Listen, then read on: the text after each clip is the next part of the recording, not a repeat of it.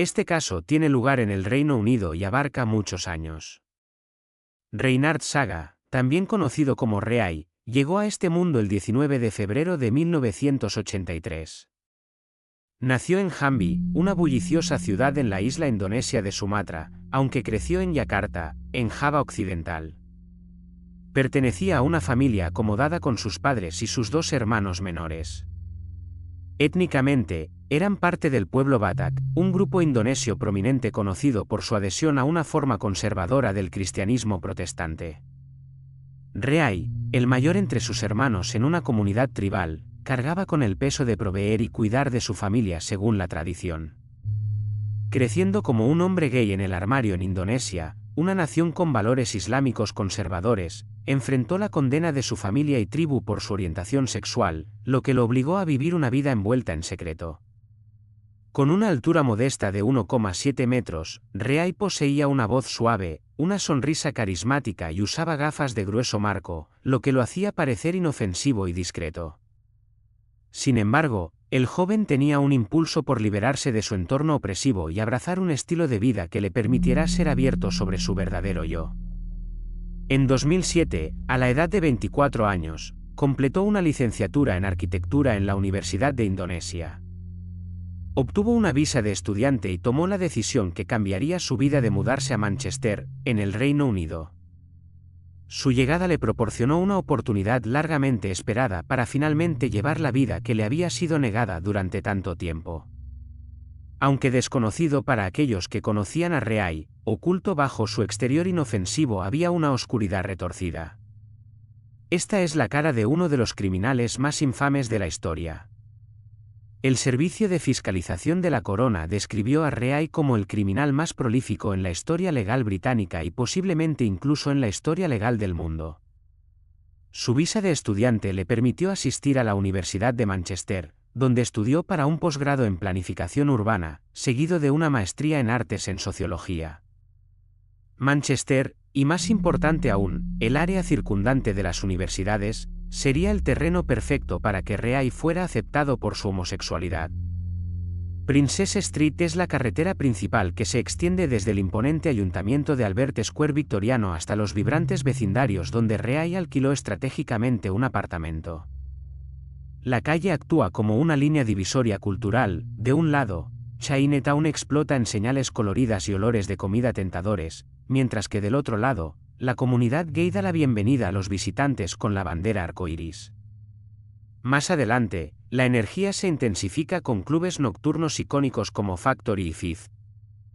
Manchester tiene una vida nocturna legendaria, pero como resultado de esto, se ha convertido en el hábitat de numerosos delincuentes y depredadores. Reai era conocido por ser relativamente extrovertido y no muy tímido al hacer nuevos amigos. En 2008, Sarah, un seudónimo para proteger su identidad, se cruzó con Reai. En una entrevista con la BBC, Sarah declaró que conocía a Reai durante sus primeros días como estudiante. Admitió que compartía el mismo círculo de amigos, pero aclaró que nunca estuvo particularmente cerca de él. Ella afirmó que Reai parecía recibir mucha atención de otros hombres homosexuales y estaba rápido en coquetear. A pesar de esto, Sarah continúa diciendo que nunca pareció ser el tipo de individuo que buscara fiestas salvajes. Se presentó como amigable, con confianza tranquila y discreta. Su vanidad era notable, evidenciada por la meticulosa atención que prestaba a su apariencia.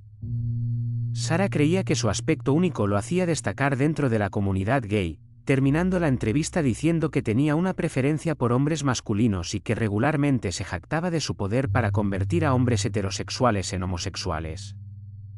Sin embargo, este poder que tenía era algo mucho más siniestro. La vida cómoda de Reai en Manchester fue financiada en parte por su adinerado padre varón, aunque también combinó estudios con trabajos a tiempo parcial. Una de estas posiciones en un bar ubicado dentro de la comunidad gay de Manchester lo colocó en el centro de la comunidad que más tarde atacaría. Durante una entrevista, uno de sus antiguos jefes describió a Reai como nada menos que un empleado excepcional, clasificándolo constantemente entre los mejores. Dijo que Reai se presentaba como educado, eficiente, Hablaba perfecto inglés y durante sus turnos era conocido como el Posh Spice sonriente y feliz. Esta era la misma imagen de chico bueno pintada por la mayoría de las personas que se acercaban a él. Sin embargo, su jefe continuó diciendo que encontraron que su contacto visual constante y su sonrisa eran a veces inquietantes, sugiriendo una calidad manipuladora oculta. Esta característica inquietante enfatizaba cuán horripilante sería la revelación de su verdadera naturaleza. El terreno de caza de Reay no estaba lejos de su modesto apartamento en Manchester, una casa en Princess Street. Después de pasar todo el día trabajando o estudiando, Reay se posicionaba cerca de su ventana, observando las calles. Tenía un ojo agudo para hombres musculosos, altos y fuertes, pero prefería que estuvieran intoxicados y solos. Cuando surgía una oportunidad, Reay aparecía no solo con una sonrisa, sino con un brillo depredador en sus ojos. No estaba interesado en desplegar su supuesto poder de atracción ni en buscar una conexión genuina.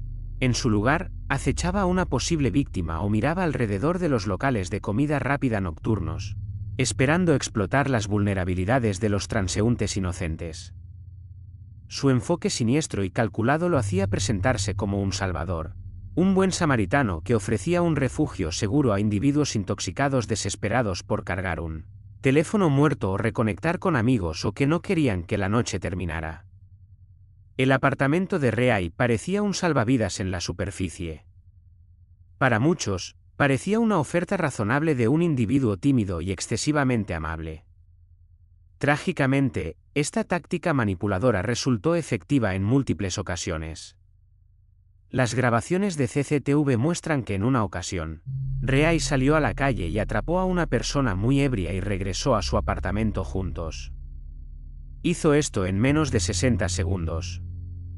Una vez dentro de su apartamento, Reay se transformó sin esfuerzo de depredador acechante a anfitrión amable, ofreciendo un asiento y refrescos y raramente causando sospechas. Si la víctima podía navegar a través de su apartamento sucio, asegurándose de no derribar uno de sus muchos imanes de nevera, Reay mostraría su amplia gama de bebidas alcohólicas: vodka, tequila, ron, ginebra, whisky. Tenía una bebida para todos, cualquiera que fuera su preferencia. Reay presentaría una bebida elegida mezclada con una sustancia como el gamma-hidroxibutirato, también conocido como GHB, conocido por su uso como anestésico en los años 90. En las calles, a veces se le conoce como éxtasis líquido, geogina. Está disponible fácilmente en las calles de Manchester y en línea. Esencialmente, el GHB actúa en el cerebro y funciona un poco como el alcohol, pero si tomas demasiado, puedes volverte muy somnoliento, como un sedante, a veces llevando a un estado de inconsciencia total. Los estudios sobre esta droga muestran que tiene un efecto negativo en la memoria. Esto muestra que Reay había hecho su investigación, y esta fue una parte clave del rompecabezas que le permitió continuar su racha de 10 años. Como resultado, se dice que las víctimas de Reay aún están ahí, quizás con una vaga sospecha de que algo muy extraño sucedió una noche en Manchester, pero quizás no tienen idea en absoluto. Desafortunadamente, aquí es donde el caso da un giro hacia lo peor. Una vez que la bebida adulterada fue digerida, las víctimas, que de otro modo eran fuertes, quedaron indefensas. A continuación, Reay colocaría un par de mantas y cobertores en el suelo para crear lo que parecía una cama. Una vez hecha, negociaría el cuerpo inconsciente de su víctima, colocando la boca abajo con los pantalones y calzoncillos bajados hasta las rodillas. A continuación, Reay, completamente desnudo en este punto, configuraría su iPhone 4 blanco para que él mismo y sus víctimas estuvieran en el centro de la preparación, para lo que estaba por venir. El momento que había estado esperando, con su segundo iPhone 6 negro en la mano. Reay se forzaría repetidamente y de manera violenta sobre la víctima una y otra vez. Para muchas de sus víctimas, Reay no se detenía, prolongaba la agresión hasta por varias horas, a veces con un descanso, pero a veces sin él.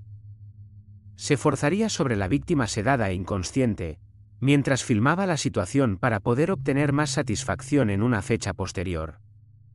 Tomar vídeos y fotografías significaba que Reay podía continuar violando y obtener gratificación al quitarle algo a sus víctimas y ganarlo indefinidamente.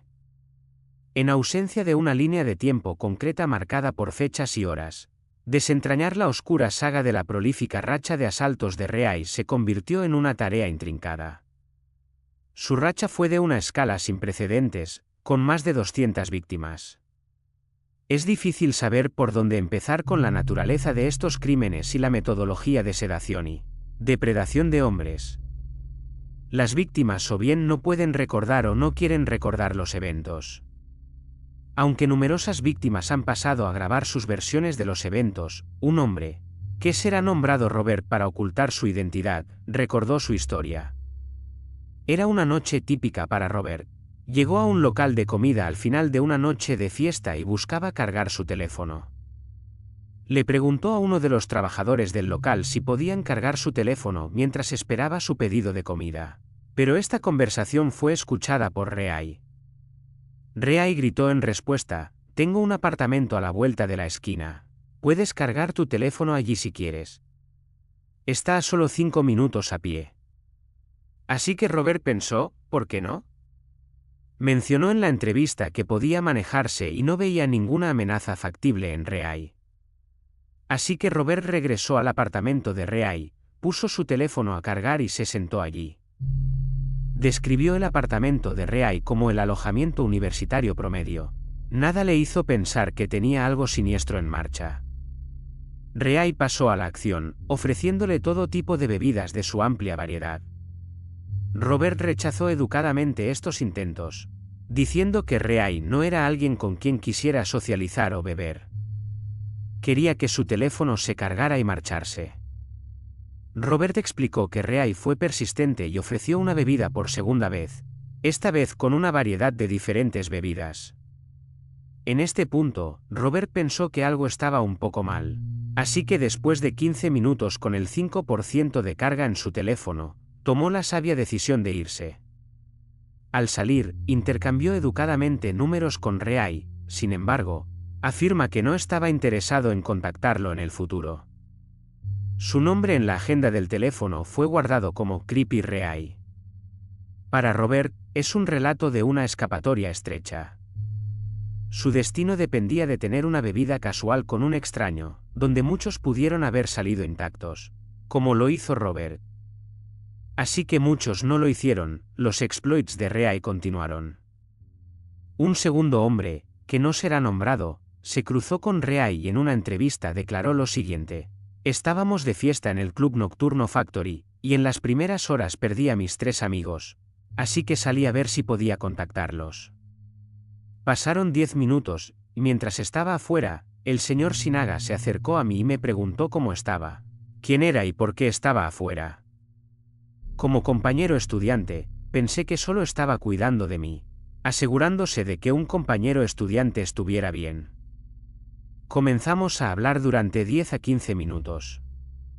Una vez que eso ocurrió, me ofreció entrar a su apartamento para mantenerme caliente mientras esperaba contactar a mis amigos.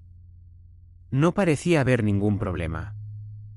Lo seguí adentro y fui con él al apartamento, donde todavía estábamos charlando sobre la escuela, la universidad, etc. Solo pensé que los estudiantes se estaban ayudando entre sí en Manchester, es una ciudad grande. Nos estábamos ayudando. Luego, cuando entré, fue cuando me ofreció una bebida, 2 bebidas. Fui al baño, ya que en este punto había tomado algunas copas y necesitaba orinar. Volví a su sala de estar, tenía 2 tragos, uno rojo y uno transparente. Tomé 2 tragos, tomé uno inmediatamente después del otro. Luego, a partir de ese momento, no tengo ningún recuerdo hasta las 6 de la mañana. Fue entonces cuando desperté y lo encontré encima de mí. En un escalofriante intercambio por WhatsApp en julio de 2015, Reay informó a un amigo que su compañero de piso se estaba mudando. Emocionado por la perspectiva, el amigo respondió: «Bueno, ahora puedes conseguir muchos chicos heterosexuales». Reay respondió fríamente enviando una fotografía de su última víctima, que estaba inconsciente, boca abajo y desfilada, acompañada del mensaje: ¿Te refieres a este? Como se mencionó anteriormente, a Reay le gustaba presumir de su habilidad para convertir a hombres heterosexuales en homosexuales, así que esto se convirtió en una broma dentro de su grupo de amigos. Sin que sus amigos lo supieran, estos encuentros eran en realidad sus víctimas. El amigo respondió: siempre hay uno nuevo, tienes un chico diferente cada semana. Reay le dijo a sus amigos en el grupo de WhatsApp que había recogido a un hombre la noche anterior que había discutido con su novia en el club nocturno Factory. Se jactó diciendo: Super Reay salva a los chicos heterosexuales de sus monstruosas novias, enviando junto a ello una fotografía de su víctima inconsciente. Un amigo respondió: finalmente, puedo ver dentro del apartamento de Reay. Siempre se me prohibió ir detrás de esa puerta mágica. Siempre gritabas: no, está demasiado desordenado. Las bromas continuaron sobre sus habilidades para atraer a hombres heterosexuales y en el secreto de su vida personal. Un amigo incluso bromeó diciendo que los cuerpos se estaban acumulando debajo de su cama. Cometer un crimen tan espantoso es una cosa, pero desprenderse completamente, buscando un impulso de ego inmerecido y bromeando con amigos mientras se mantiene oculta la verdadera naturaleza de los eventos es un nivel diferente. Su sociopatía y narcisismo estaban fuera de control. En la superficie, su narcisismo y su personalidad algo ingenua hicieron que algunas personas pensaran en él como un poco de un personaje de Peter Pan, sin parecer de su edad, cuando en realidad era uno de los peores criminales que Gran Bretaña haya visto jamás. Entre estas violaciones, Reay tuvo algunas relaciones intermitentes cortas y caóticas. Una de las amigas cercanas de Reay recordó que tuvo un novio que trabajaba en el Hotel Ibis, frente a su apartamento en Princess Street. Trabajando largas horas y no teniendo la disponibilidad que se esperaba de Reay, la relación terminó. Reay no supo lidiar bien con el rechazo. Sus amigos afirmaron que Reay amenazó a su exnovio. Le dijo a su novio que se haría daño y bebería lejía en un intento enfermo de chantajear a su supuesto amante. Para 2017, los exploits de Reay habían durado 10 años, y en este punto, se trasladaba a la Universidad de Leeds para estudiar su doctorado con un título de tesis: Sexualidad y transnacionalismo cotidiano entre hombres gay y bisexuales del sur de Asia en Manchester.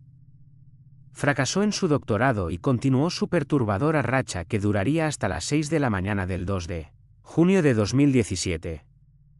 Un hombre, que no será nombrado, después de salir del apartamento de Reay una fría mañana, llamó al 999 con un pánico tembloroso en su voz.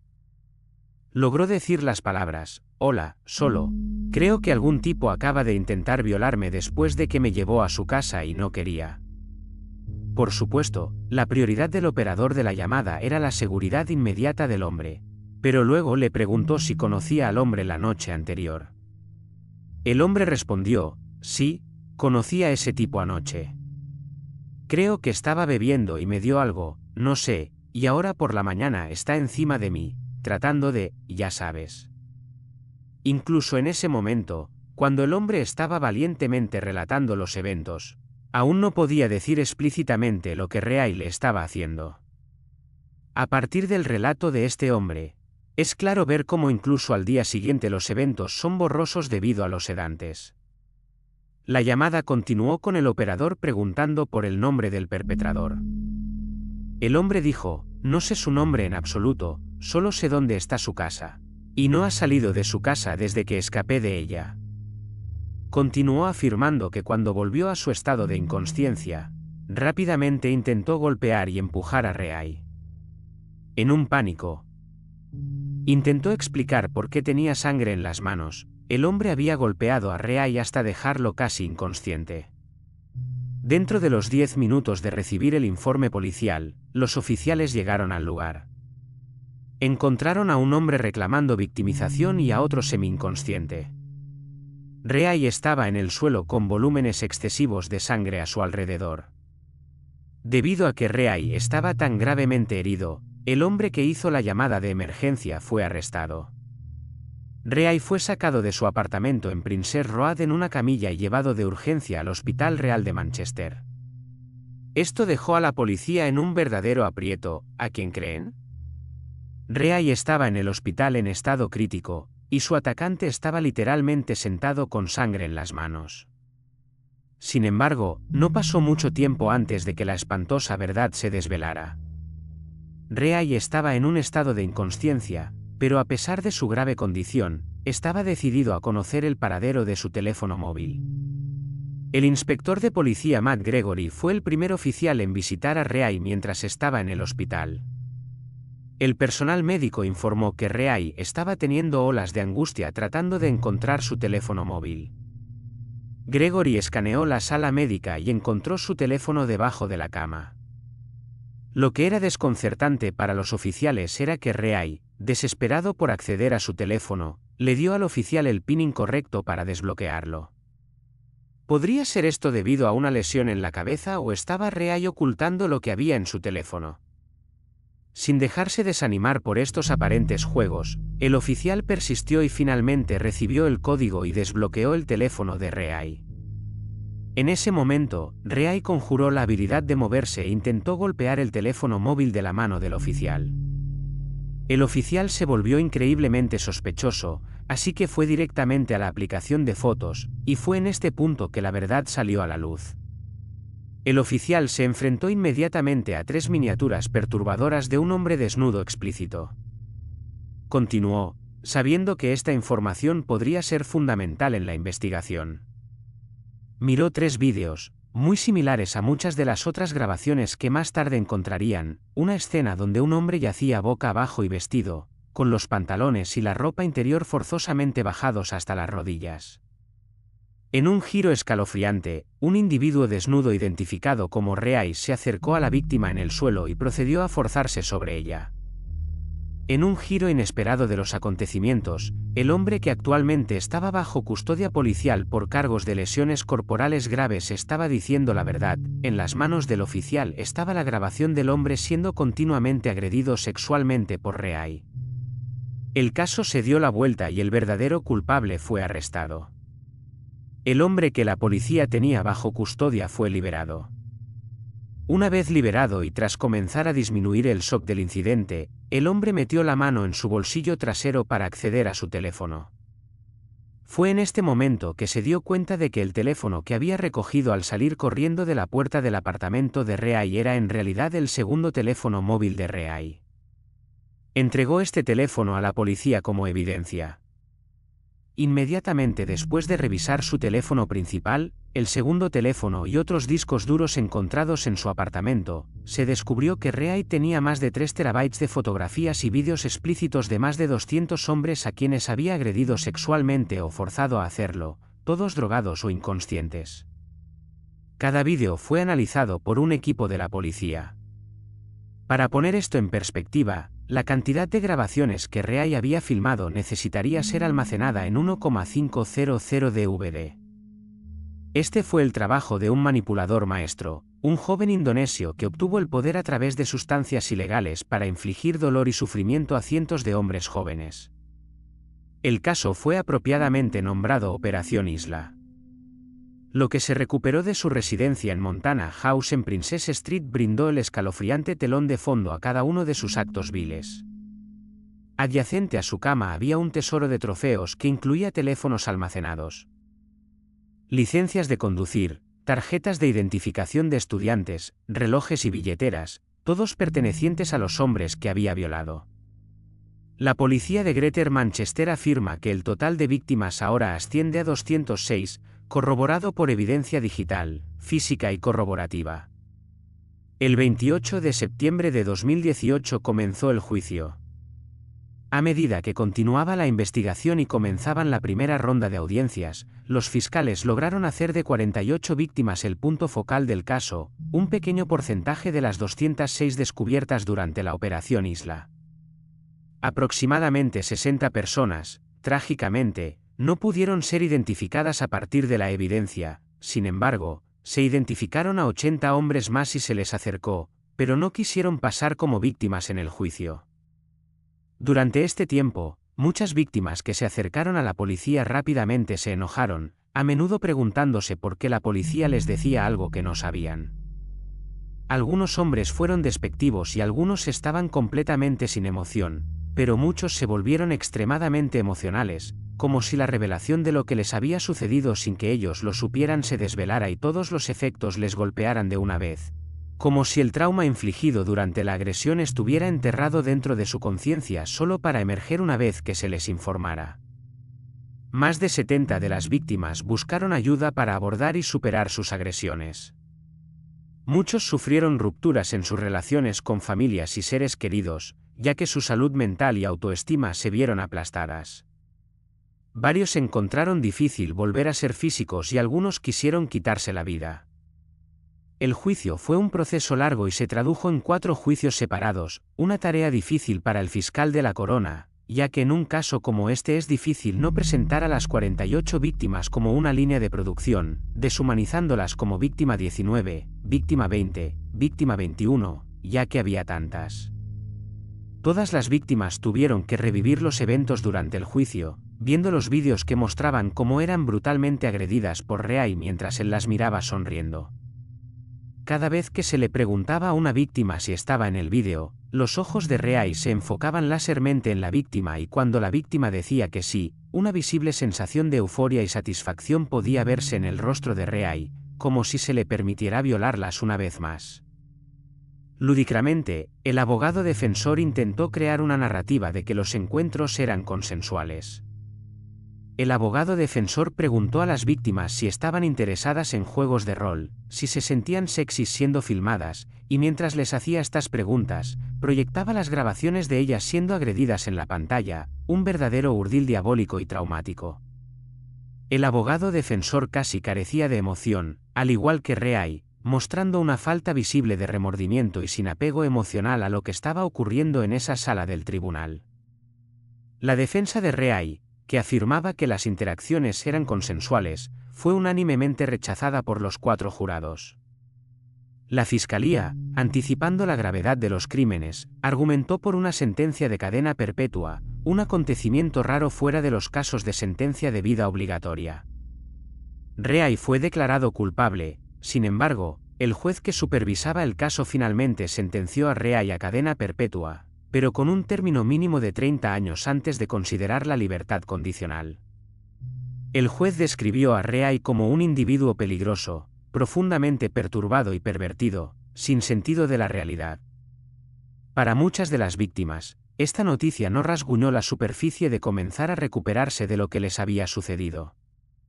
Sin embargo, algunos encontraron algún tipo de consuelo.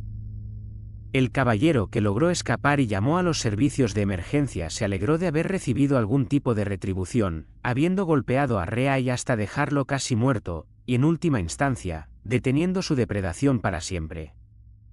Esto le ha permitido bloquear los eventos y dar pasos valientes hacia adelante para recuperarse y continuar con su vida. Afirmó que Reay quería destruirnos, pero que nosotros, las víctimas, necesitamos salir y decir que no es nuestra culpa, fue su culpa. Después de la sentencia, surgió una revelación.